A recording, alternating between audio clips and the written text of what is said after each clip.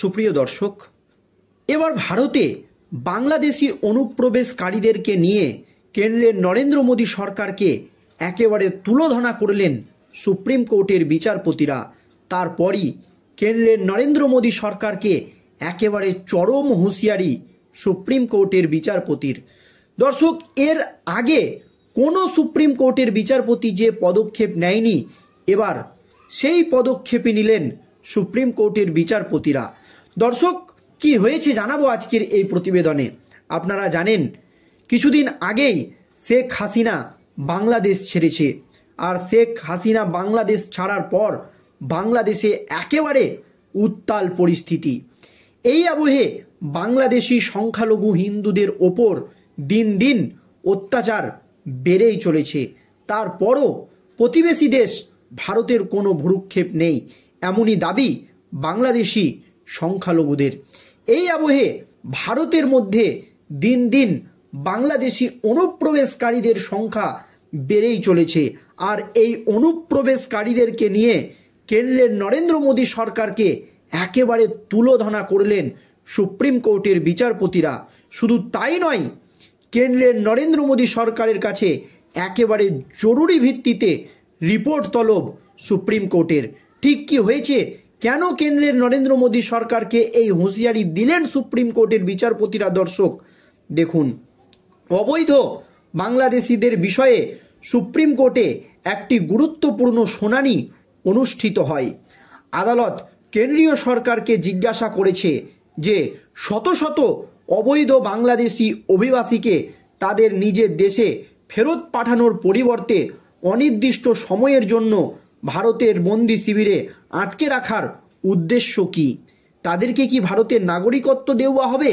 আর কিভাবেই বা এত বাংলাদেশি অনুপ্রবেশকারী ভারতে ঢুকছে, এই প্রশ্ন তুলে দেন সুপ্রিম কোর্টের বিচারপতিরা।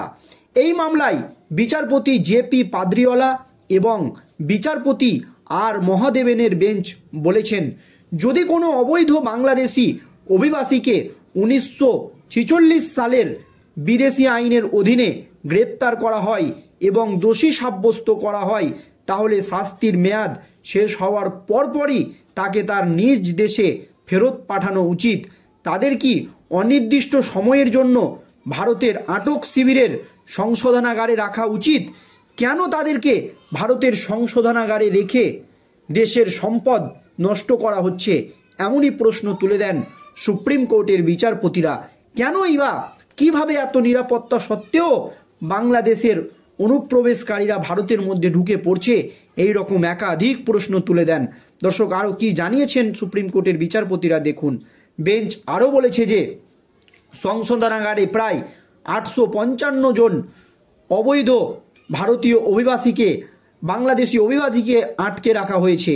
পাশাপাশি বেঞ্চ কেন্দ্রকে অবৈধ অভিবাসীর সঠিক সংখ্যা উপস্থাপন করতে বলেছে, যে কতজন অবৈধ বাংলাদেশি ভারতে ঢুকেছে এবং কতজনকে আটক করা হয়েছে তার একটি সঠিক তথ্য কেন্দ্রের নরেন্দ্র মোদী সরকারের কাছে জরুরি ভিত্তিতে তলব করেছে সুপ্রিম কোর্টের বিচারপতিরা।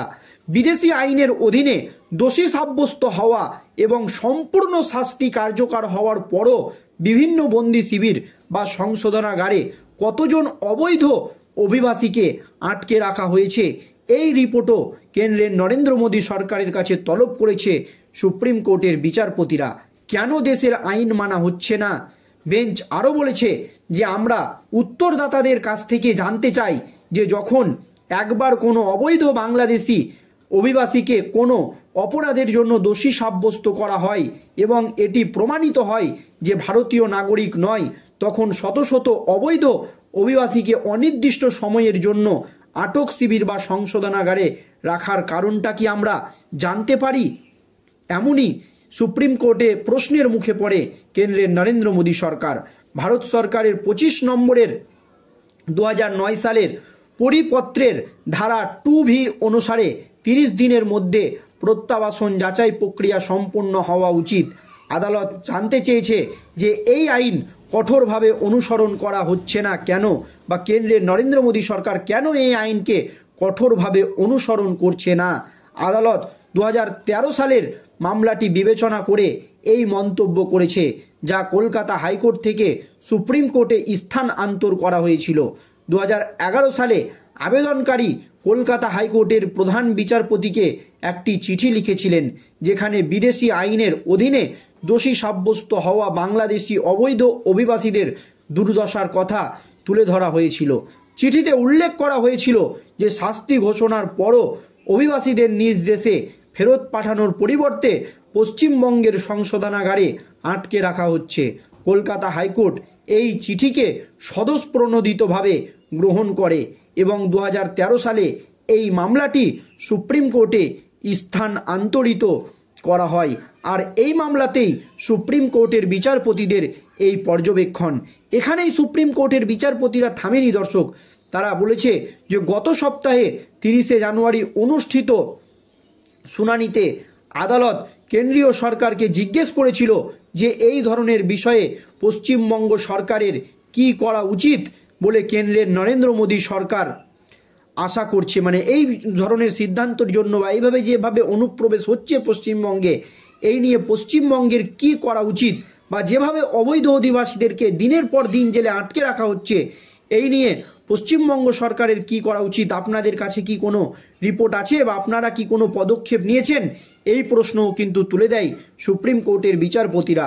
উল্লেখযোগ্যভাবে বিচারপতি ওকার নেতৃত্বাধীন সুপ্রিম কোর্টের আরেকটি বেঞ্চ আসামের বিদেশি বন্দি শিবিরের অবৈধ অভিবাসীদের অনির্দিষ্টকালের জন্য আটক রাখার বিষয়ে কেন্দ্রীয় সরকারকে প্রশ্ন তুলেছে, বা কেন্দ্রের নরেন্দ্র মোদী সরকার প্রশ্নের মুখে পড়েছে।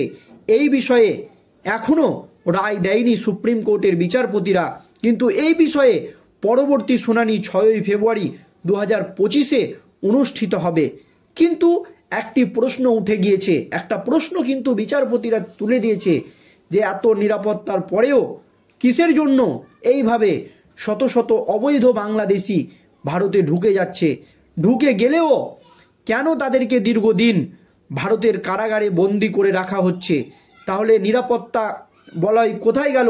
এই নিরাপত্তার বিষয় নিয়ে কিন্তু কেন্দ্রের নরেন্দ্র মোদী সরকার দর্শক প্রশ্নের মুখে পড়েছে এবং কেন্দ্রের কাছে জরুরি ভিত্তিতে চরম হুঁশিয়ারি দিয়ে সুপ্রিম কোর্টের বিচারপতিরা রিপোর্ট তলব করেছে যে কতজন অবৈধ অভিবাসী এখনও ভারতের সংশোধনাগারে আটক রয়েছে এবং কতজন অনুপ্রবেশ করেছে।